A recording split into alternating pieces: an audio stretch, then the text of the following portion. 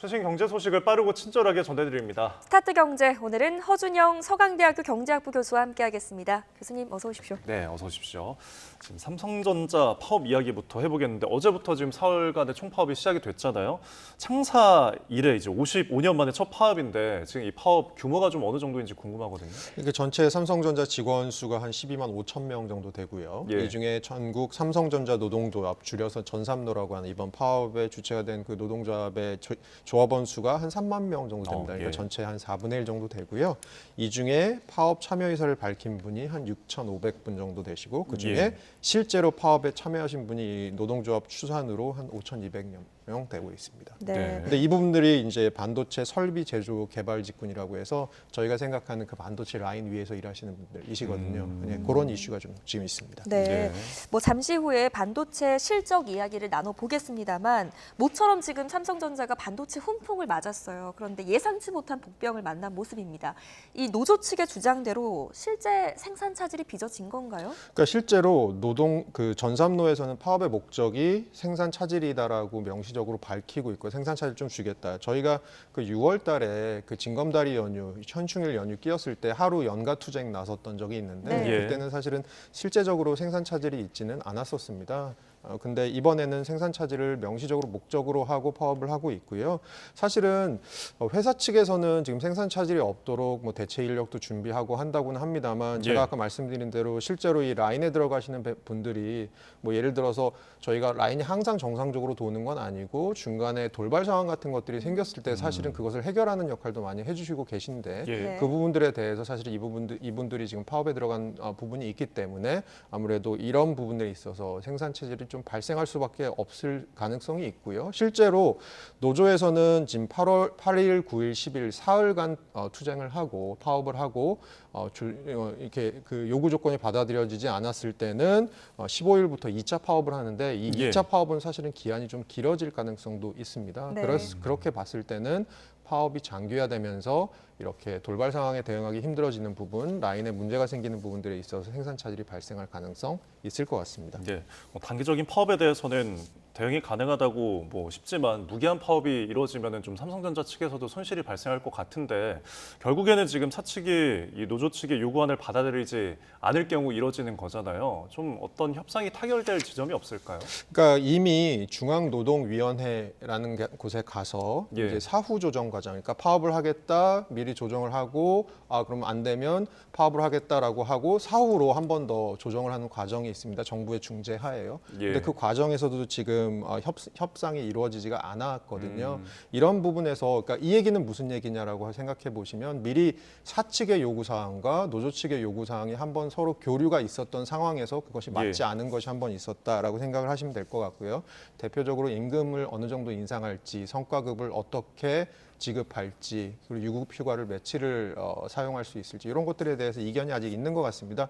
그런 측면에서는 사실 파업이 조금 장기화될 가능성도 있지만 한편으로는 지금 노조에서도 파업이 장기화돼서 뭐 그것보다는 사후적으로 좀 조정을 통해서 갈등이 봉합이 되기를 노조 측에서 지금 바라고 있는 상황. 그러니까 파업의 강도 자체가 제가 생각하기에는 아주 뭐 강한 상태는 아니기 때문에 결과적으로는 타결의 실마리가 좀 있지 않을까라고 저는 보고 있습니다. 네. 예. 이렇게 내부적으로 좀 시끄러운 상황임에도 불구하고 지난 5일에 삼성전자의 실적 발표가 있었잖아요. 시장 전망치를 훌쩍 뛰어넘는 발표가 있었다고요? 네, 시장에서 영업이익이 생각했던 게 2분기 영업이익이 한 8조 정도 날 거라고 네. 생각을 했었는데요. 이게 한 10조 정도 넘게 나와서 시장의 기대를 한 25% 정도 영업이익으로 상으로는 네. 상회를 했고요. 매출액은 전년 대비 한 23% 정도 증가한 상황입니다. 잘 보시면 작년 1분기랑 2분기가 삼성전자가 제일 어려웠을 때입니다. 예. 그때 영업이익이 한 6천억 원대로 줄어들었다가 이후에 2조 원을 다시 상회하게 돼서 네. 이제 이번에 10조 원까지. 그러니까 사실은 영업이익만으로 보면 전년 동기, 그러니까 작년 2분기 대비 영업이익이 한 1,500% 정도 지금 증가한 그러네요. 상황이에요. 그래서 네. 작년이 좀 어려웠고 지금은 업황 반등을 통해서 바닥을 치고 올라오는 상황이다라고 생각을 하시면 될 것 같습니다. 네, 일단 통계상으로는 뭐 이제 그 손실이나 적자를 기록했던 것들이 채워지지 않을까 하는 기대와 어떤 전망이 나올 텐데, 근데 앞으로도 좀 안심하기는 좀 어려운 상황은 아닐까요? 그러니까 이게 보시면 글로벌 그 반도체 경쟁이 점점 심화되고 있는 상황이고요. 네. 그러니까 잘 보면 삼성이 결국은 잘하는 부분, 우리나라 반도체 기업들이 잘하는 부분이 결국은 반도체 중에 메모리, 비메모리 중에 메모리 반도체 네. 부분이었거든요. 근데 이 여기에서도 마켓 쉐어가 한 5년 전이랑 비교해보면 조금씩 줄어드는 상황입니다. 예. 그리고 최근 들어서는 이 메모리 반도체에 있어서 특히 삼성전자 같은 경우는 저희가 HBM, 고대역 그 봉 메모리라고 하는 AI에 들어가는 이 메모리 부분에 있어서 SK에 좀 주도권을 내준 상황이지 않습니까? 뭐 바꿔서 얘기하면 SK는 지금 엔비디아라고 하는 이 AI 반도체를 주도하고 있는 기업에 납품을 하고 있지만 삼성은 아직 그러지 못하고 있는 상황이라서 그런 부분들에 대해서 위기감이 좀 있는 것 같고요. 그리고 사실은 제가 아까 메모리, 비메모리를 나눠드렸지만 전 세계적으로 봤을 때 매출액 기준으로 보면 메모리 부분은 한 25% 차지하고요. 비메모리 반도체 부분이 한 75% 정도 차지합니다. 네. 이 중에서 뭐 아주 중요한 부분이 저희가 파운드리라고 하는 위탁 생산하는 부분이잖아요. 전 세계에서 제일 큰 기업이 TSMC라는 대만 기업이고 삼성은 여기에서도 마켓 쉐어가 최근 들어서 조금 떨어지는 추세입니다. 그런 측면에서는 삼성이 지금 반도체 전반적으로 업황이 나아지면서 삼성의 실적이 개선되는 부분은 있지만 이것은 단기적인 부분이고요. 중장기적으로 보았을 때 삼성이 이전과 같은 다시 영광을 누릴 수 있을 것이냐에 대한 부분에 이슈가 있을 수 있을 것 같습니다. 예. 이 삼성전자가 파업 악재와 또 반도체 훈풍을 동시에 맞고 있는 모습인데 지금 주가 상황도 좋더라고요. 3년 5개월 만에 최고가를 기록했습니다.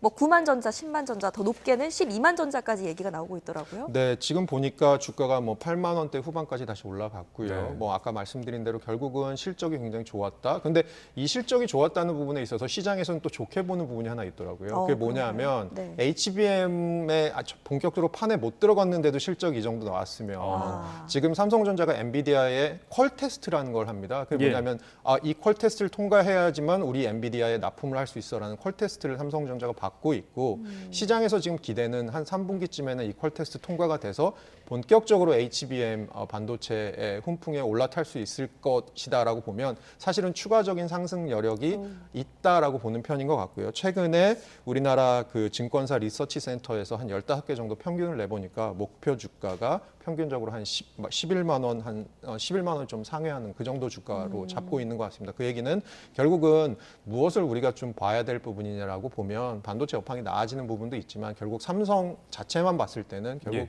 그 엔비디아에 납품하는 퀄 테스트를 통과하느냐 안 하느냐가 굉장히 중요한 이슈가 될 것이다. 만약에 통과하게 되면 삼성전자 주가가 조금 더 급격한 상승 압력을 받을 수 있을 것이다라고 보는 것 같습니다. 네, 삼성전자의 어떤 후 소식에 대해서 또 저희가 지켜보도록 하겠고요. 다음 주제 살펴보면은 지금 뭐 서울에 재건축들이 이루어지고 있잖아요. 강남 재건축 단지에서 지금 조합장 개인에게 이 수십억 원에 가까운 성과급을 지급하는 방안 때문에 좀 논란이 되고 있는데 뭐 이게 셀프 지급이다.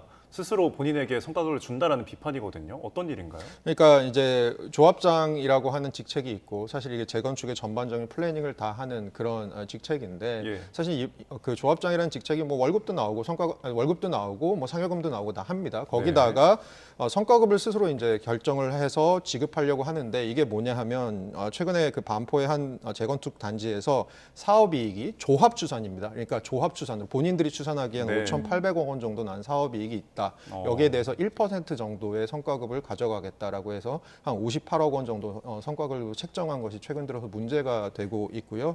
사실 이건 이제 반대하는 측 입장에서는 5,800억 원이라는 게 사실 확정된 이 사업이익도 아닌데 여기에 대해서 지금 이렇게 셀프로 부과하는 것이 이렇게 과연 바람직한 것이냐라는 이슈들이 좀 있습니다. 그런데 이 사업장만 그런 게 아니고요. 최근 들어서 강남의 다른 사업장에서도 조합장의 성과급 뭐 10억 원 지급 안건을 총회 승인한 경우도 있고 뭐 다른 그 동대문구 같은 데서도 뭐 6억 원, 뭐 10억 원 이런 그래서 조합장들에게 계속해서 스스로가 이제 성과급을 지급하는 이런 관행들이 조금씩 생기고 있는데 이런 부분들에 대해서 조금 비판적인 부분이 있는 것 같아요. 또 하나는 보면 최근 들어서 건축비 많이 오르고 여러 가지로 오르고 해서 이런 것들이 사실 사업 수익이 그 정도 안 날 가능성이 좀 있는 부분도 있거든요. 그런 데에 대해서는 너무 조합장들의 입속을 차리는 것이 아니냐라는 비판이 조금 있는 것이 사실입니다. 네. 뭐 그런데 이 조합장 성과급 갈등은 이번이 처음이 아니잖아요. 기억으로는 저희도 몇 차례 전해드린 적이 있었는데 이걸 애초에 좀 막을 방법이 없을까요? 이게 그 지자체별로 막을 수 있는 방법이라고 하는 건 결국 이제 권고 사항을 만듭니다. 그래서 권고 사항을 만들어서 서울시 같은 경우도 예를 들어서 조합장들은 성과급을 스스로에게 지급하지 못하고 그냥 본봉이랑 상여금만 받아가도록 조례안을 만들기도 했는데요. 이게 문제는 아까 말씀드린 대로 권고 사항입니다. 꼭 이걸 따를 그러니까요. 이유가 없기 예. 때문이고요. 그래서 사실 조합장의 성과급 사례, 지급 사례 같은 이슈들은 최근 들어서도 계속 나오고 있는 그런 상황입니다. 네. 또 법적인 문제까지도 가던 사례도 있지 않나요? 예, 이게 그래서 뭐 법적으로 가서 예. 법원에서 예를 들어서 몇 퍼센트를 원래 지급하려고 본인에게 지급하려고 했는데 그걸 좀 깎아서 이 정도만 지급해라라고 나온 사례들도 있고요. 사실 네. 법적인 조정 과정을 거친 사례도 몇 번 있습니다만 사실 이것 자체가 굉장한 비용입니다.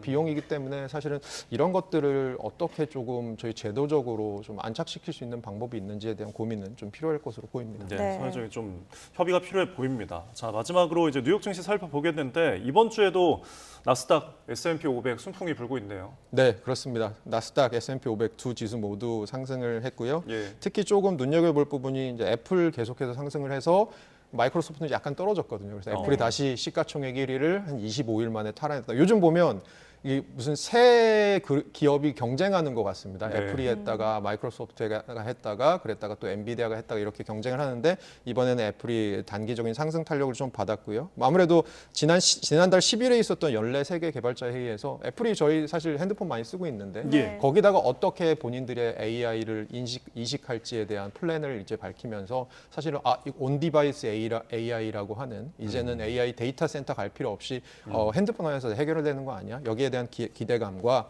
애플이 아주 큰 부분 팔고 있는 시장이 중국인데 중국에서 최근에 애플의 다시 마켓 네. 시어가 올라가면서 좀 업황이 나아지는 부분 이런 것들이 전반적으로 애플 주가를 좀 견인하는 것으로 보입니다. 네. 예. 또 테슬라 얘기도 해보자면 오늘 0.56% 상승하며 9일 연속 랠리를 이어갔네요. 네, 테슬라는 2분기 인도분이 시장이 약간 비관적이었는데 그것보다는 훨씬 잘 나왔고 예. 그리고 어차피 방향성 자체는 뭐 테슬라가 만드는 자동차들이 미래의 자동차라고 한다면 단기적으로도 좋고 장기적으로도 테슬라가 괜찮겠다라는 부분들이 아무래도 좀 핑크빛 무드를 얹어주고 있는 것 같습니다. 예, 네. 몇 개월 만에 저점을 찍고 올라가는 모습에 그때 살 걸 하는 주변에 탄성이 나오더라고요. 네, 그렇습니다. 언제나 저희는 뒤늦게 후회하죠. 그렇죠. 알겠습니다. 지금까지 허준영 서강대학교 경제학부 교수와 함께했습니다. 고맙습니다. 감사합니다. 잘 들었습니다. 네.